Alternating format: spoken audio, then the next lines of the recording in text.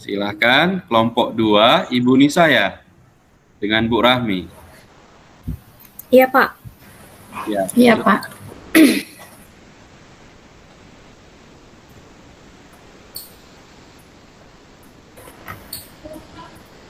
Gimana Bu Nisa? Kita mulai. Aman, Bu. Yuk lanjut. Baik teman-teman, kami akan memulai. Ini saya sebagai coach dan Bu Nisa sebagai coachee. Assalamualaikum Bu Nisa, apa kabar hari ini? Waalaikumsalam. Alhamdulillah sehat, Bu Rahmi. Bu Rahmi apa kabar? Alhamdulillah, saya juga sehat Bu. Kemarin Ibu telepon saya, katanya Ibu ada yang ingin dibicarakan nih permasalahan Ibu kepada saya.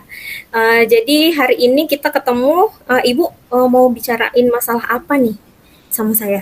Iya, benar Bu. Saya ingin menceritakan masalah sama Ibu. Permasalahan tentang anak kelas saya ya Bu ya. Gitu.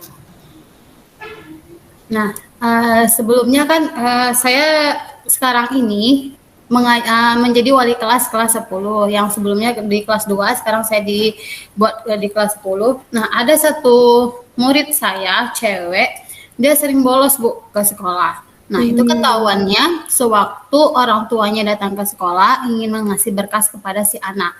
Nah, orang tua jumpain guru piket. Nah, guru piket memanggil si anak sehingga waktu dipanggil anak itu ternyata tidak hadir. Kemudian guru piket bilang sama orang tuanya anaknya tidak hadir. Tapi orang tuanya tadi itu ini Bu mengatakan bahwa anaknya berangkat dari pagi ke sekolah, tapi di sekolah tidak sampai gitu Bu. Berarti ini permasalahan Ibu tentang anak murid Ibu ya, perempuan, bolos, tapi dari rumah orang tuanya itu taunya anaknya pergi ke sekolah, cuma sampai sekolah ternyata ketahuan kalau anaknya tidak hadir, seperti itu ya Bu ya? Ya benar Bu Rahmi. Berarti yang ingin saya tanyakan nih di awal, menurut Ibu, apa yang mempengaruhi anak tersebut itu tidak hadir ke sekolah, seperti itu Bu? Nah, Apa gitu yang mempengaruhi? Oke. Nah, kebetulan kemarin saya sudah jumpain anaknya. Saya tanya kepada anaknya, saya bicara berdua sama anaknya. Saya tanya, kamu udah datang? Kamu kemarin kemana nak? Sakit Bu, dia jawab. Itu yang benar. Saya bilang, saya interogasi dia. Saya menanyakan kepada dia. Akhirnya dia mengakui bahwa dia itu tidak hadir ke sekolah karena dia pergi ke tempat temannya yang memang tidak sekolah gitu. Berarti Ibu sudah melakukan satu langkah, Ibu sudah menanyakan kepada murid Ibu kenapa dia tidak hadir ke sekolah. Selain faktor karena dia ke rumah temannya tadi ya Ibu bilang ya, ada tidak faktor lain yang mungkin bisa mempengaruhi dia kenapa tidak hadir ke sekolah, padahal dari rumah pamitnya ke sekolah, seperti itu Bu? Ada Bu, dia ini diberikan kebebasan kepada orang tuanya untuk membawa kendaraan pribadi ke sekolah. Mungkin niat si orang tua tadi agar anak tersebut tidak telat ke sekolah. Namun si anak tadi karena diberikan kebebasan sehingga dia tadi berbelok arah bukan ke sekolah tapi ke tempat yang lain gitu Bu. Berarti tadi sudah dua ya Bu ya faktornya. Yang pertama karena dia mau ke rumah temannya tadi yang tidak sekolah ya, mungkin dia asik di situ, atau yang kedua karena dia diberi kebebasan oleh orang tuanya membawa kendaraan. Menurut Ibu, kalau dari segi pembelajaran mungkin ya, bagaimana situasi sekarang anak tersebut? Apakah di kelas dia fokus atau tidak fokus, atau dia malas, atau dia seperti apa Bu? Bisa Ibu ceritakan? Dari hal itu, saya juga bertanya kepada guru-guru mapel yang masuk di kelas saya. Saya tanya bagaimana anak itu dalam proses pembelajaran. Nah, guru yang bidang studi atau guru mapel yang masuk ke dalam kelas, kebanyakan mengatakan bahwa anak tersebut kurang fokus dalam pembelajaran, Bu. Berarti memang kurang fokus dalam pembelajaran ya Bu ya. Berarti ada satu masalah lagi nih. Yang pertama dia bolos ya, yang kedua dia kurang fokus saat pembelajaran.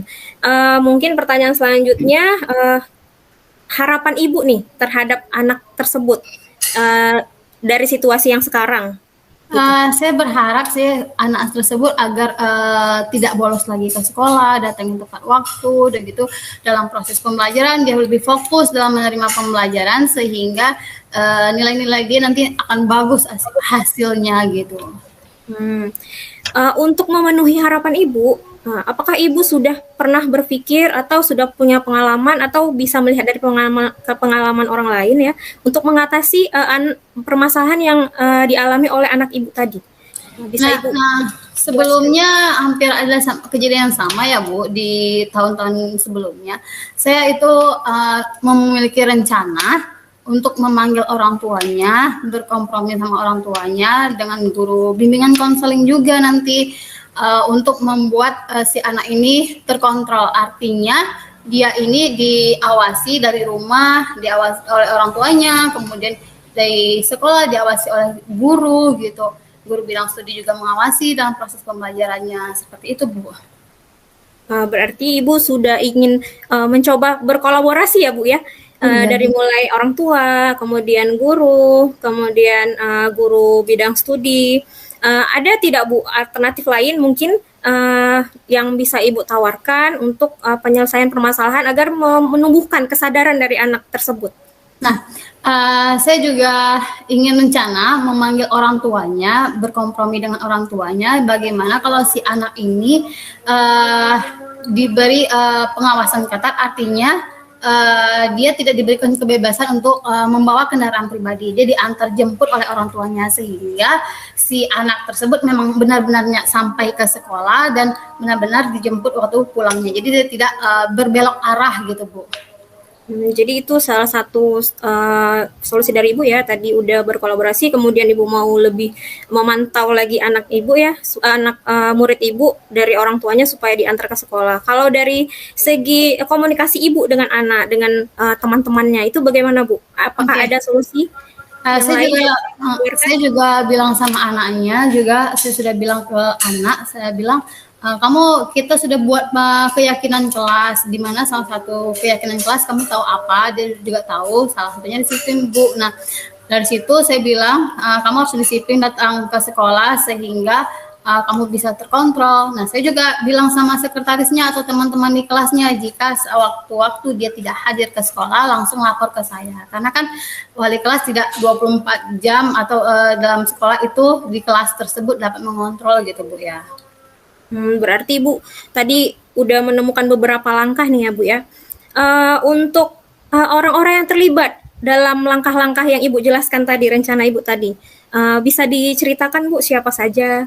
Dan yang ingin saya libatkan pertama khususnya orang tua ya Bu, orang tua, guru bimbingan konseling, guru mata pelajaran, sehingga waktu dia nggak hadir ke sekolah, guru mapel juga bisa langsung ngomong ke saya. Udah gitu teman-temannya di kelas, terutama sekretarisnya yang mengabsen setiap anak-anak yang ada di kelas gitu. Iya Bu, luar biasa ya Bu, Ibu sudah tahu nih langkah-langkahnya. Nah kemudian kapan nih Ibu akan mulai untuk melakukan langkah pertama ya yang tadi Ibu ceritakan, dari mulai memanggil orang tua dan seterusnya? Kalau bisa dalam waktu dekat ini saya akan menghubungi orang tuanya untuk menyuruh meminta orang tuanya untuk datang ke sekolah membicarakan hal si anak tersebut agar masalahnya cepat selesai, sehingga anak tersebut tidak bisa atau tidak mengulangi lagi kesalahan yang semula seperti itu Bu. Iya Bu.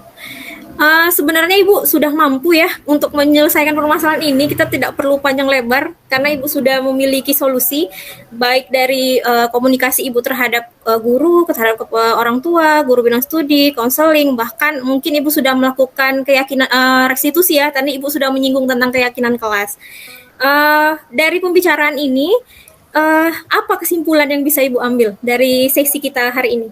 Wah benar Bu Rahmi, terima kasih. Setelah saya berbicara dengan Ibu, saya dapat solusinya sehingga saya bisa menjalankan solusi yang saya rencanakan, apa yang saya rencanakan untuk si anak tersebut. Terima kasih Bu Rahmi. Iya Bu, sama-sama, saya juga senang nih mendampingi Ibu untuk menyelesaikan permasalahan Ibu ya sebagai teman sejawat ya Bu. Nah, kalau begitu kita akhiri sesi kita ya Bu. Terima kasih Bu Rahmi. Sama-sama Bu. Assalamualaikum. Waalaikumsalam warahmatullahi wabarakatuh.